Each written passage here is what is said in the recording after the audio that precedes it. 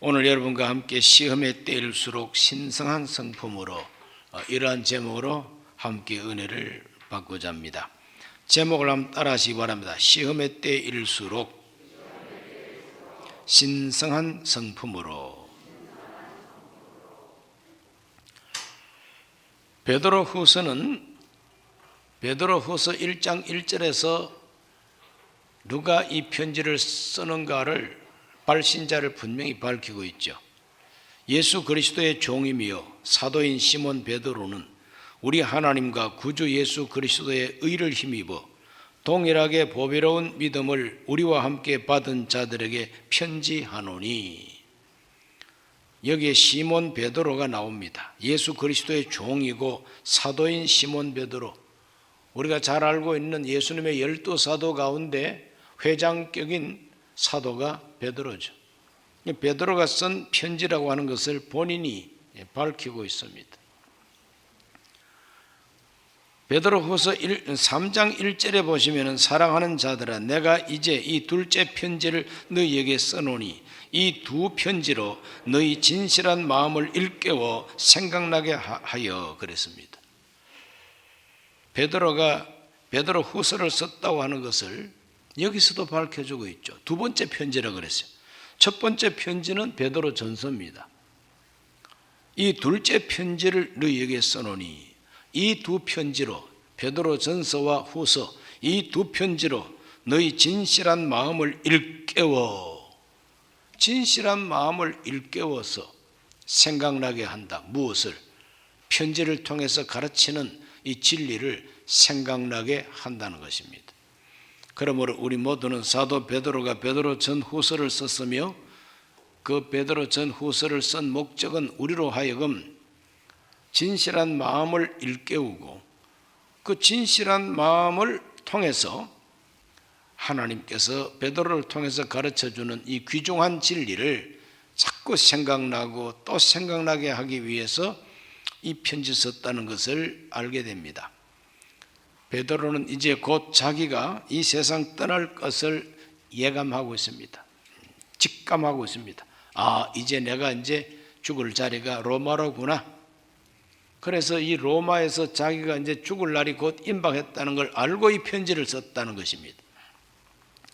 베드로서 1장 13절에서 15절 읽어봅니다. 내가 이 장막에 있을 동안에 너희를 일깨워 생각나게 함이 옳은 줄로 여기노니 이는 우리 주 예수 그리스도께서 내게 지시하신 것 같이 나도 나의 장막을 벗어날 것이 임박한 줄 알미라. 내가 힘써 너희로 하여금 내가 떠난 후에라도 어느 때나 이런 것을 생각나게 하려 하노라. 베드로는 이 장막에서 떠날 때가 가까이 왔다고 분명히 말하고 있습니다. 내가 이 장막에 있을 동안, 이 장막에 있을 동안, 이 말은 내가 이 육체 가운데 살아있는 동안 너희로 하여금 일깨운다. 진실한 마음을 일깨워서 세상 사는 재미에 푹 빠져 있지 말고 하나님을 향한 진실한 마음이 탁 깨어나가지고 항상 하나님께서 주신 이 말세의 올바른 태도를 생각나게 하려고 이 편지를 쓰고 있다는 겁니다. 14절에 보면 우리 주 예수 그리스도께서 내게 지시하신 것 같이 나도 나의 장막을 벗어날 것이 임박한 줄 알미라. 내가 죽을 날이 곧 다가왔다고 좀 알고 있다. 내가 죽는 것은, 어떻게 죽는 것은 주님이 내게 지시하셨다는 겁니다. 언제 지시하셨을까요? 기도 중에 하나님이 영감으로 지시도 했겠지만 다른 사도가 있는 데서 공공연하게 우리 예수님은 베드로가 어떻게 죽을 것을 말씀한 적이 있습니다. 요한복음 21장 18절 말씀에 내가 진실로 너에게 이르노니 네가 젊어서는 스스로 띠뛰고 원하는 곳으로 다녔거니와 늙어서는 너의 팔을 벌리리니 남이 너에게 띠띠우고 원하지 아니하는 곳으로 데려가리라. 예수님이 이렇게 말씀하신 것은 베드로가 어떠한 죽음으로 하나님께 영광을 돌릴 것을 가르쳐 하신 말씀이라고 사도 요한은 해석을 붙이고 있습니다. 그러므로 우리 예수님께서 부활하시고 갈릴리 바닷가에서 베드로에게 이미 그의 죽음에 대해서 지시하셨다. 늙어서는 남이 너를 띠띠우고 원하지 않는 곳으로 데려가리라. 십자가에 못 박혀서 거꾸로 못 박혀 죽는 것은 원하는 바가 아니라 좋아하는 게 아닙니다. 남이 그렇게 억지로 못 박아 죽이는 거예요. 순교할 것을 우리 예수님께서 이미 지시한 바가 있다. 그 예수님께서 그 지시하신 그대로 내가 이제 이 장막을 떠날 날이 가까이 왔다고 느끼면서 이 베드로후서를 쓰고 있으니 이 베드로후서는 유언장과 같은 편지라고 하는 것을 알게 됩니다.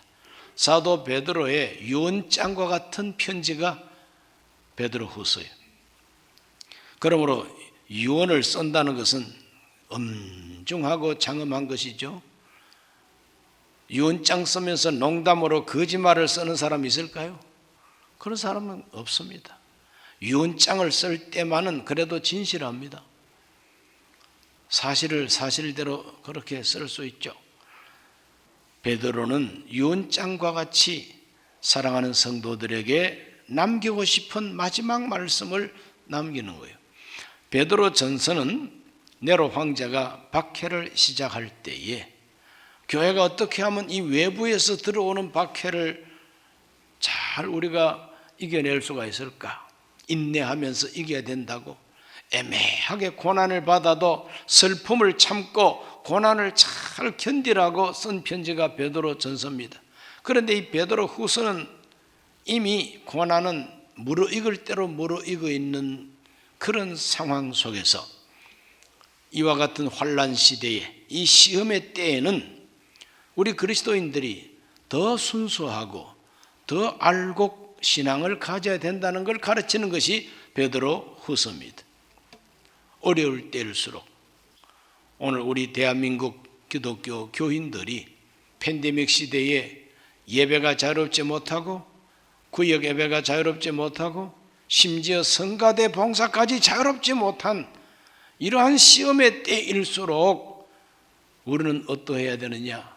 더 순수한 신앙을 가져야 된다는 거죠. 더 하나님 앞에 신성한 성품을 가져야 된다는 겁니다. 거룩한 성품, 신의 성품, 하나님의 성품을 가지는 하나님의 자녀가 되어야 된다. 그러므로 세상에 환난과 박해가 심할수록 진짜 크리스찬이 되라 이 말이죠. 하나님의 성품을 닮은 하나님의 자녀가 되어야 된다는 것입니다. 이와 같이 우리로 하여금 하나님의 성품을 가진 성도가 되게 하기 위해서 하나님은 무엇보다도 보배롭고 지극히 큰 약속을 통해서 신의 성품에 도달하게 하신다고 베드로는 가르칩니다. 우리가 힘써 노력도 해야 되겠지만 우리가 힘써 노력하는 그것보다도 근본적으로 하나님께서 보배롭고 지극히 큰 약속을 우리에게 주셔서 그 약속 때문에 우리가 신성한 성품에 참여할 수 있다고 가르치는 것이 베드로의 가르침입니다. 유언처럼 남기는 교훈입니다. 그렇다면 보배롭고 지극히 큰 약속이 무엇일까? 보배롭고 지극히 큰 약속, 그것은 내 스스로의 노력이나 내 공로로 구원받는 것이 아니라 오직 하나님의 은혜로 예수 그리스도의 보배로운 피의 공로로 우리가 거듭나서 새 사람이 되게 해 주신다고 하는 그 약속이, 그 구원 약속이 보배롭고 지극히 큰 약속이라는 것입니다. 죄 사함과 구원의 약속입니다.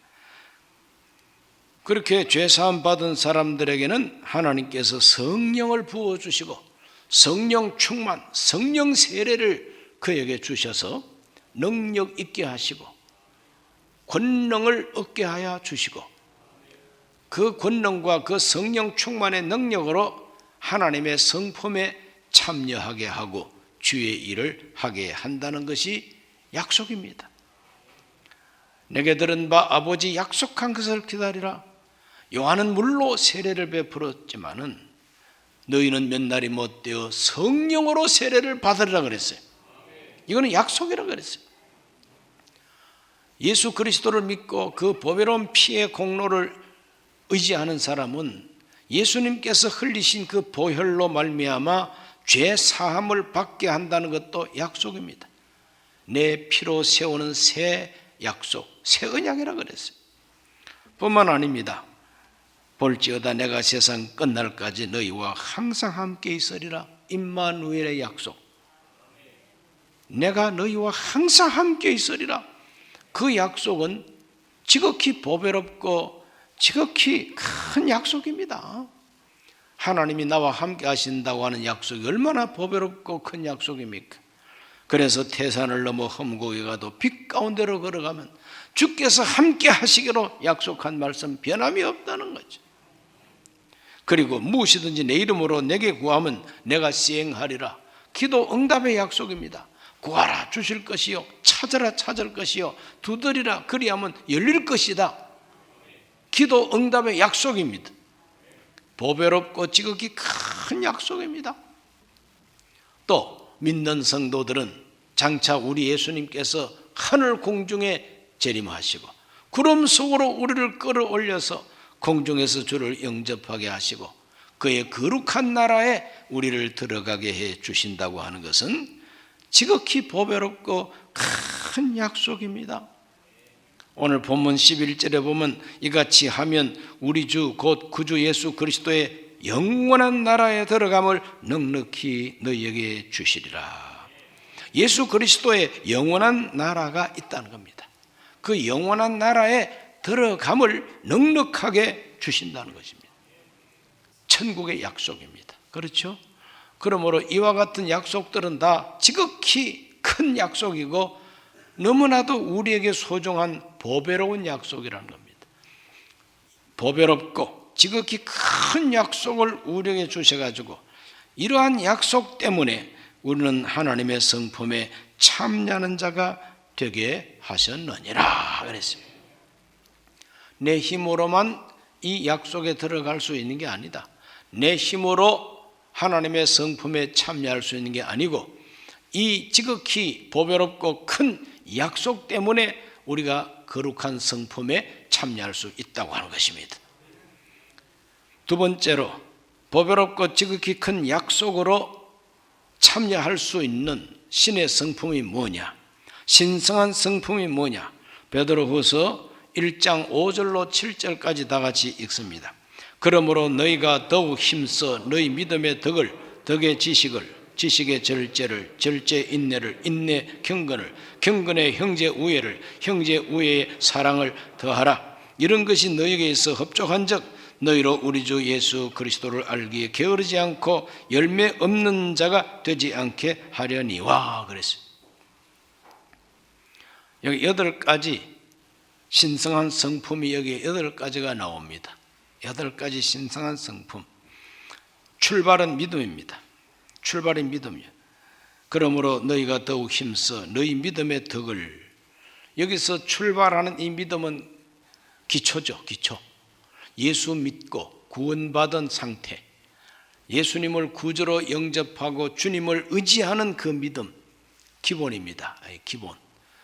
이와 같은 기본적인 믿음 위에 쌓아가야 할 성품이 있다는 거죠. 그 믿음의 덕이라 그랬습니다. 덕. 그 성경에는 언제나 덕을 세운다고 표현합니다. 덕을 세운다. 성을 쌓듯이, 집을 세우듯이 세운다는 표현으로 언제나 덕을 말하고 있습니다. 이 덕이라고 하는 것은 무엇이냐? 그것은 아주 칭찬 들을 만한 우수성, 칭찬 들을 만한 그 우수성, 도덕적인 우수성, 인격적인 그 우수성, 아주 훌륭하다는 겁니다. 또 덕을 세운다고 하는 것은 뭐냐? 그 사람의 자존심과 상대방의 마음의 기쁨과 상대방 마음속의 행복감을 더해주는 것, 이것이 바로 남을 위하는 겁니다. 나를 좀 희생시킬지라도 남을 이렇게 세워주는 것, 그걸 가리켜서 덕을 세운다, 이렇게 성경은 표현하고 있습니다. 그래서 이 덕을 세울 줄 아는 사람이 신성한 성품의 소유자라. 우리 모두가 덕을 세울 줄 알게 되시기 바랍니다. 자기 이익만 추구하고 자기 자존심만 고추 세워서 날 좀 보소, 날 좀 보소, 그런 태도가 아니라 언제나 다른 사람이 스스로가 나 때문에 상대방이 기분 좋게 해주고 내가 그 사람을 높여주고 그 사람을 칭찬해 줌으로 그 사람의 자존심도 세워주고 쌓아주고 그 사람의 행복감도 착착 쌓아주고, 이것이 바로 덕 세우는 것이죠. 그러한 성품을 신의 성품 또는 신성한 성품이라 그럽니다. 우리 모두가 그런 성품을 소유하게 되시기를 바랍니다. 환난이 일어날수록 박해가 있을수록 덕을 세워야 된다. 그 다음에는 그 덕의 지식을 그랬어요. 지식. 이 지식은 어떤 지식이냐? 진리를 아는 지식입니다. 이 지식은 바로 지혜로운 지식인 것입니다. 얕은 꾀가 아니요, 그냥 머리가 명석해서 아는 그런 정도의 지식이 아니라 덕을 세울 수 있는 지식, 합력해서 선을 이루는 지식, 하나님께 영광을 돌릴 수 있는 지식, 그러한 방법을 잘 알아채는 그런 지식, 그런 지식을 가지는 것이 바로 신의 성품, 신성한 성품이라고 하는 것입니다. 진짜 알아야 할 것은 모르고 몰라도 괜찮은 잡다한 지식이 잔뜩 들어간 사람이 있어요. 그래서 아는 것은 그렇게 많은데 덕을 못 세워. 헛똑똑이라 그럽니다. 헛똑똑이. 오늘 우리들은 헛똑똑이가 되지 말고 약간은 멍청한 것 같아도 모든 것을 다 잘 되게 하는 이런 지식을 가지게 되시기를 축복합니다. 지식의 절제를 그랬습니다. 절제. 절제가 무엇입니까? 절제는 자기 분수를 알고, 절제는 무슨 일을 하든지 적당한 것을 알고, 그래서 그 선을 넘지 않고 과하지 않게 하는 것이 절제입니다. 먹는 것도 절제하면은 위장병 안 걸린다는 겁니다. 과하면 안 돼. 뭐든지 과하면은 탈납니다. 사우나하고 땀 빼면 좋다 그래가지고 너무 과하게 땀 빼다 보면 사람이 쓰러져 죽어요. 과하면 안 돼요. 양파 좋다고 너무 양파만 드시지 마세요. 적당하게 드셔야 되는 것이죠. 절제라고 하는 것은 자기를 조절할 줄 아는 능력인 것입니다. 이 절제 속에 뭐가 있느냐? 술도 안 마시고 담배도 안 피우고 우리 몸에 크게 해를 끼치는 음식도 안 먹고 보고 싶은 거 안 보고 가고 싶은데 안 가고, 이런 모든 것이 다 절제에 속한 것입니다. 그러므로 이 절제하는 성품은 신의 성품이요 신성한 성품이라. 우리 모두가 다 과욕하지 말고 또 뭐든지 과하지 말고 적당한 수준을 알고 거기에 처할 줄 아는 이 절제의 성품을 가지게 되시기를 바랍니다. 절제 인내라 그랬습니다. 인내는 우리가 잘 아는 대로 참는 힘입니다. 견디는 힘이 인내입니다. 약간 자존심 상해도 참고 덮고 넘어갈 수 있는 그 힘, 이게 인내입니다. 고난과 역경이 있다 할지라도 그것 때문에 너무 낙심하고 그것 때문에 절망해가지고 그냥 사람이 자포자기하는 그거 말고 참을 수 있는 힘, 이런 것들이 다 인내인 것입니다. 그게 바로 신성한 성품입니다. 인내. 인내 경건을 그랬어요. 경건은 하나님 섬기는 성품입니다. 하나님을 섬기는 성품이요. 경건은 언제 어디서든지 하나님을 섬기는 성품입니다. 그래서 사람을 만나더라도 하나님이 나와 함께 해서 주님이 함께 입회하시는 데서 내가 이 사람 만난다. 그것이 경건입니다. 뭘 하더라도 주님이 함께 하신다. 하나님이 보고 기뻐하실까? 항상 이걸 생각하면서 행동하는 것을 경건이라고 합니다. 이 경건한 성품이 바로 신의 성품입니다. 그리스도를 닮아가는 성품입니다. 그 다음 7번째로 형제 우애입니다. 경건의 형제 우애를, 형제 우애는 같은 그리스도인들끼리 정말 형제와 같이 신뢰하고 도와주고 사랑하는 것입니다. 형제 우애, 한 가족처럼. 마지막으로는 아가페 사랑입니다. 이 아가페 사랑은 미우나 고우나 원수라 할지라도 원수에게까지라도 해코지하지 않는 이러한 성품이 아가페입니다. 아가페. 그러므로 이와 같은 성품들을 쫙 나열했는데 기초 믿음을 빼고 나면 7가지입니다. 덕을 세우고 지식을 가지고 절제하고 인내하고 경건하고 형제 우애하고 사랑을 공급하는 이와 같은 신의 성품에, 신성한 성품에 참여하는 자가 되시기를 예수 이름으로 축원합니다. 우리 모두가 다 신의 성품, 하나님의 성품, 신성한 성품 알아야 됩니다. 세 번째로 이와 같은 성품을 우리가 소유하기 위해서는 지극히 보배롭고 그리고 큰 약속을 우리가 믿고 그 하나님의 약속을 따라서 힘써야 된다. 더욱 힘써 굳게 하라 그랬어요. 더욱 힘써 굳게 하라. 베드로후서 1장 5절을 읽어봅니다. 그러므로 너희가 더욱 힘써 그랬어요. 그러므로 너희가 더욱 힘써 그랬어요. 베드로후서 1장 8절 읽어봅니다. 이런 것이 너희에게 있어 흡족한 적 너희로 우리 주 예수 그리스도를 알기에 게으르지 않고 열매 없는 자가 되지 않게 하려니와 그랬어요. 우리 모두는 다 이런 것이 흡족해야 된다는 겁니다. 우리가 힘쓰고 애쓰고 흡족해야 된다는 겁니다. 10절 말씀에도 그런 말씀이 있어요. 베드로후서 1장 10절 읽어봅니다. 11절까지. 그러므로 형제들아 더욱 힘써 너희 부르심과 택하심을 굳게 하라. 너희가 이것을 행한 적 언제든지 실족하지 아니하리라. 이같이 하면 우리 주 곧 구주 예수 그리스도의 영원한 나라에 들어감을 넉넉히 너희에게 주시리라. 더욱 힘쓰라 그랬어요. 더욱 힘쓰라. 지극히 보배롭고 큰 약속이 우리에게 있다 할지라도 그 약속을 우리가 믿고 적용하고 그 약속에 기대고 그 약속대로 되기를 힘써 기도하고 노력하고 그래야만이 풍성하게 이 거룩한 성품에 도달할 수가 있다는 것을 베드로가 가르쳐주고 있습니다. 이와 같이 하면 어떻게 하는 게 이와 같이 하면입니까? 더욱 힘쓰는 것, 더욱 힘쓰는 것 뿐만 아니라 7가지 거룩한 이 신성한 성품을 다 기억하고 그러한 성품을 가지기 위해서 노력을 하는 이러한 태도를 가질 때에 영원한 나라에 넉넉하게 들어감을 주시리라. 믿습니까?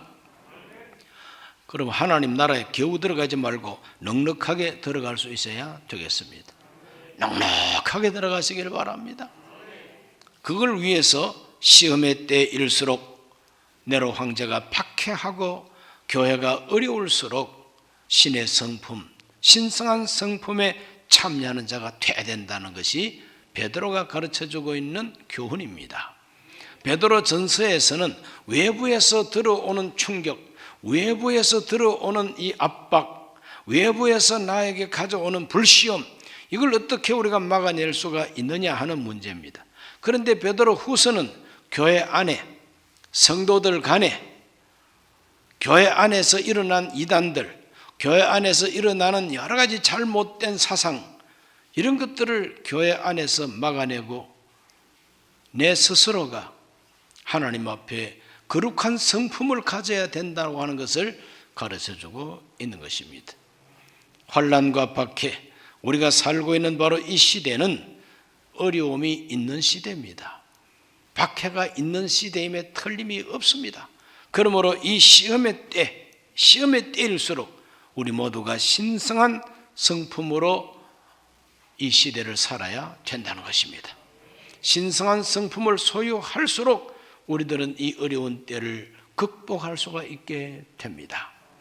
이러한 신성한 성품을 소유하기 위해서, 더 풍성하기 위해서 힘쓰고 애쓰고 노력하는 것이 참된 믿음이다. 참된 신앙생활이다 이 말이죠.